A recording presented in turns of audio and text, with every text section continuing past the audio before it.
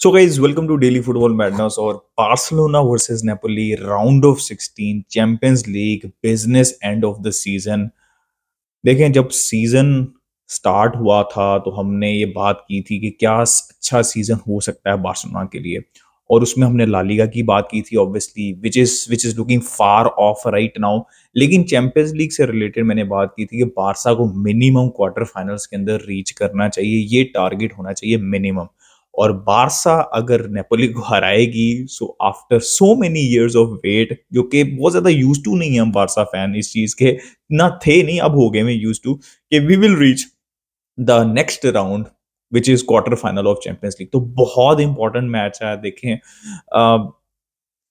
बहुत बड़ी रिस्पॉन्सिबिलिटी है यहाँ पे कि कैंप नू जैसा एटमॉस्फेयर क्रिएट किया जाए मंजूइक स्टेडियम के अंदर। बहुत ज़्यादा ज़रूरी है ये बारसा फैंस के लिए, बिकॉज हमने देखा है कि बहुत बड़ी रीज़न हमारी होम के ऊपर अच्छी नहीं है, हमारी जो फॉर्म है वो अच्छी नहीं है। हम अवे अनबीटन हैं ला लीगा के अंदर, लेकिन हमारी होम फॉर्म अच्छी नहीं है। उसका एक बहुत बड़ा रीज़न ये हो सकता है कि we are not creating that difficult atmosphere जो कि हमने अनफील्ड के ऊपर देखा when City was playing against Liverpool. तो ये एटमॉस्फेयर क्रिएट करना, कैंप नू वाली वाइब देना इस न्यू स्टेडियम के अंदर, ये रिस्पॉन्सिबिलिटी है फैंस की, बहुत ज़रूरी है। इसके अलावा if I talk about Napoli, देखें फ्रांसिस्को जो कल्जोना हैं, उनके जो मैनेजर हैं नए, उनके अंडर अभी तक नेपोली जो है वो अनबीटन है, ऑल दो ड्रॉज हैं। लेकिन बहुत ज़रूरी है, ये डिफ़िकल्ट टीम है बिकॉज़ आप देखें अप फ्रंट इनके पास जो है वो अच्छे खासे प्लेयर्स हैं, अच्छी खासी क्वालिटी है इन क्वार्त्ज़केलियन, ओसिमन, फिर लपोर्टका और अंगीसा जो है वो मिडफ़ील्ड जो है वो डोमिनेट करते हैं। इंडिविजुअल क्वालिटी इनके पास है, they are struggling as a team, but जैसे मैंने कहा कि अंडर द न्यू मैनेजर उन्होंने अभी तक ड्रॉज़ किए हैं काफ़ी, कुछ 1-2 मैच जीते भी हैं। आई थिंक 5 गेम्स हैं उनके इन टोटल, लेकिन कोई मैच अभी तक जो है वो हारे नहीं हैं। तो आहिस्ता-आहिस्ता जो है वो कॉन्फिडेंस बिल्ड हो रहा होगा और they have nothing to lose. They have, मतलब आप देखिए ना, उनकी जा चुकी है, उनकी टॉप 4 भी उनके हाथ से जा चुकी हुई है। The most important thing for Napoli also, and I think it's the same case is, मतलब इस सेंस के अंदर ये वो बैटल है कि भाई they have nothing to lose. Barca भी ला लीगा के अंदर जो है वो चांसेस बहुत कम लग रहे हैं, 8 पॉइंट्स का डिफरेंस है, और नेपोली ऑब्वियसली उनका तो टॉप 4 भी नहीं है। तो दोनों टीम्स की होप जो है वो चैंपियंस लीग के इस टाई के ऊपर है, और इसलिए ये गेम बहुत इंपॉर्टेंट है नेपोली के लिए भी और बार्सिलोना के लिए भी। अम, यार बहुत ज़रूरी है, चावी से भी क्वेश्चन किया गया कि क्या आप मतलब सैक हो सकते हैं अगर आप नेपोली के अगेंस्ट हारते हैं, तो उन्होंने यही कहा कि जो मैं भी कहता हूँ अक्सर कि भाई आप मैं तो रिज़ाइन कर चुका हूँ, मेरे पे फोकस नहीं होना चाहिए, जो कि सही बात है। लेकिन अगर नेपोली से बारसा हारती है, जो कि नहीं हारना चाहिए, बारसा बहुत अच्छी पोजीशन पे, होम के ऊपर बारसा को जीतना चाहिए, तो ऑब्वियसली क्वेश्चन मार्क तो यूरोप के अंदर, चाहे वो यूरोपा लीग है चाहे वो चैंपियंस लीग है, चाबी के ऊपर क्वेश्चन मार्क तो रहा है। ठीक है, ला लीगा उन्होंने जिताई, स्पेनिश सुपर कप जिताया, लेकिन यूरोप के अंदर क्वेश्चन मार्क रहा है। तो ये चाबी के लिए भी बहुत जरूरी है कि वो ये जो एक हर्डल है इसको क्रॉस करें। ऑब्वियसली जब आप जाते हैं, depending on the position, quarter finals के अंदर, सेमीफाइनल्स के अंदर बहुत, मतलब कुछ भी हो सकता है, राइट? तो you have to get result somehow at home, because that is the bare minimum criteria right now. This is important for this team, this is important for the fans, this is important for Xavi also, कि हम next round के अंदर जाएं। Having said that, भाई difficult game होने वाला है ये। क्या लाइनअप होनी चाहिए बारसा की, इसके ऊपर जो है वो हम जल्दी से बात कर लेते हैं। देखिए बारसा के पास ऑप्शंस कम है, बहुत इंजरीज हैं, फ्रैंकी, पेड्री रिसेंटली काफी ऑलरेडी आउट, फेरन अवेलेबल नहीं है इस गेम के लिए। तो क्या लाइनअप होनी चाहिए बारसा की, देखिए क्या हो सकती है और क्या मेरे ओपिनियन में होनी चाहिए, मैं दोनों बता देता हूँ। देखिए टर स्टेगन इन द गोल, कुंडे राइट साइड के ऊपर खेलने चाहिए। सेंट्रली जो राइट सेंटर बैक होंगे वो कुबारसी होने चाहिए, उसकी रीजन मैं भी आपको थोड़ी देर में बताता हूँ। लेफ्ट साइड के ऊपर जो है वो अराहू होने चाहिए, बिकॉज देखें सेंट्रली होने चाहिए, राइट साइड के ऊपर अराहू नहीं होने चाहिए, कुंडे ही होने चाहिए सेंट्रली, चाहे वो राइट हो या लेफ्ट हो, प्रेफरेबली लेफ्ट हो, क्योंकि नॉर्मली जो नेचुरल मूवमेंट है ना ओजिमन की, वो राइट साइड के ऊपर है। ठीक है, मोस्टली अगर आप उनको गेम्स में ऑब्जर्व करें तो अराहो सेंट्रली होने बहुत बहुत जरूरी हैं बिकॉज ऑफ ओसिमन, क्योंकि कुंडे कहीं ना कहीं उनकी बॉल डिस्ट्रीब्यूशन हमेशा कहता हूँ राइट साइड के ऊपर अच्छी है, and you need a powerful centre back centrally to take care of Osimhen. Inigo Martinez भी स्टार्ट कर सकते हैं, बट मैंने बताता हूँ कि मैं क्यों चाह रहा हूँ कि कुबारसी राइट सेंटर बैक खेलें, राइट सेंट्रल सेंटर बैक खेलें।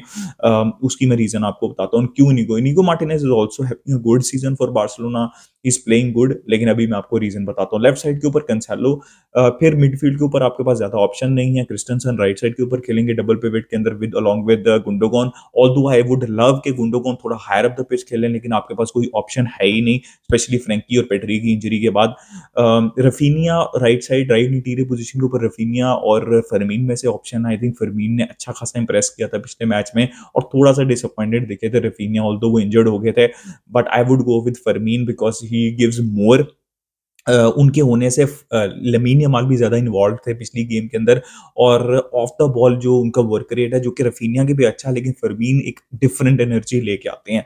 लेफ्ट साइड के ऊपर भी डिबेट है कि क्या विक्टर रोक को स्टार्ट करना चाहिए, जाओ फिलिक्स। जाओ फिलिक्स पिछले काफी मैचेस से ऑफ कलर दिख रहे हैं, बट जाओ फिलिक्स से आप यही एक्सपेक्ट कर सकते हैं कि एकदम से वो 5 मैचेस में ऑफ कलर एक मैच को वर्ल्ड क्लास खेल सकते हैं। तो ज्यादा इंडिकेशन यही है कि ये मैच अभी जाओ फिलिक्स को ही स्टार्ट कराएंगे, but I would prefer Victor Roque because you need a runner in behind also जो लिंकअप प्ले कर सके। जाओ फिलिक्स का मेरा सबसे बड़ा क्रिटिसिज्म ये है कि वो चलते हैं तो चलते हैं, नहीं तो वो वन ऑन वंस के अंदर बॉल गिव अवे बहुत ज्यादा करते हैं, वो सेल्फिश प्ले जो है वो दिखाते हैं, और उनका रिदम ना बने तो बिल्कुल उनके शोल्डर जो है वो डाउन हो जाते हैं, और वो फिर जो है वो कवर अप भी नहीं देते, वर्क रेट भी नहीं प्रोवाइड करते, डिफेंसिव वर्क रेट भी नहीं प्रोवाइड करते, जो कि इस गेम में आप बिल्कुल भी अफोर्ड नहीं कर सकते। दैट्स व्हाई आई से कि विक्टर रो को एक एनर्जी भी चाहिए और रनर इन बिहाइंड भी चाहिए। जब आपके पास दोनों साइड से रनर इन बिहाइंड होंगे, which is Victor Roque and right side से लमीन यमाल, तो लेवेंडोस्की कैन कम डीप, और both of these players can play off Lewandowski also, और इन दो प्लेयर्स की मूवमेंट की वजह से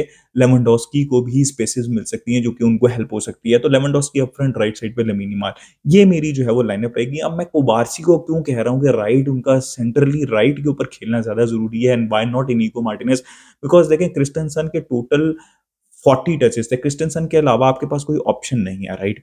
40 टचेस थे उनके, 42 टचेस थे टोटल पिछली गेम के अंदर।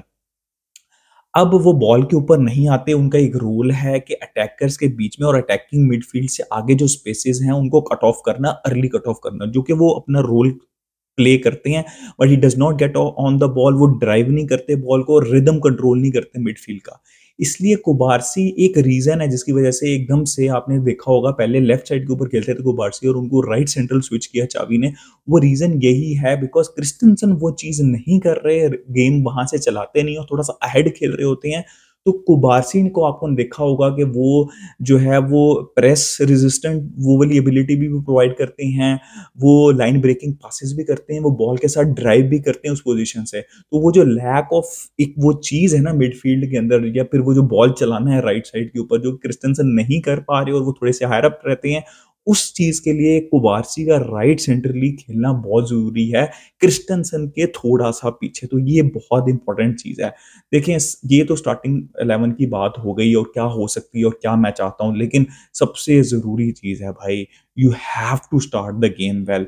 आप जो आपका जो पैटर्न चल रहा है वो आप नहीं कर सकते। पैटर्न ये चल रहा है या तो आप फर्स्ट हाफ बुरा खेलते हैं, या तो आप ट्रेल कर रहे होते हैं, या फिर आप अच्छा खेल के भी अपने चांसेस नहीं लेते। आप ये नहीं कर सकते, आप नहीं कर सकते इस गेम में ट्रेल, आप चांस नहीं दे सकते। मैं एक्सपेक्ट नहीं कर रहा कि बहुत नेपोली बाहर निकल के खेल रहेगी तो आपने बॉल गिव अवे नहीं करनी, बिकॉज उनके पास क्वालिटी है। वो आपको मिडफील्ड बैटल भी बहुत इंपॉर्टेंट होने वाली है अगेंस्ट लपोर्टका एंड अंगीजा जो कि काफी ज्यादा फिजिकल है। तो बहुत बहुत इंपॉर्टेंट है बार्सिलोना के लिए वो गेम अच्छा स्टार्ट करें, अपने चांसेस लें, अर्ली गोल स्कोर करें, शुरू के 20 मिनट में गोल निकालने की कोशिश करें ताकि एक प्रेशर ऑफ हो, बिकॉज आई एम सेइंग कि Napoli will score in this game. तो बारसा को अननेसेसरी बॉल गिव अवे नहीं करनी और हर प्लेयर को एक एफर्ट देखें। लिवरपूल की टीम को देखें, सिटी की टीम को देखें, वो मैच देखें और इंस्पिरेशन लेंगे कैसे बॉल गिव अवे जब होती है तो कैसे उसको रिकवर किया जाता है और कैसे नॉन स्टॉप 90 मिनट्स भागा जाता है। ये सबसे ज्यादा जरूरी होगा इस गेम में। मेरी प्रेडिक्शन है, बहुत मुश्किल है, but I think it will be 2-1 for Barcelona and we go into the next round. अपनी प्रेडिक्शन लाजमी दें कमेंट सेक्शन में और अपना ओपिनियन भी दें। लाइक कर दीजिएगा, सब्सक्राइब कर दीजिएगा। बिस्किल बारसा, लेट्स गो बारसा।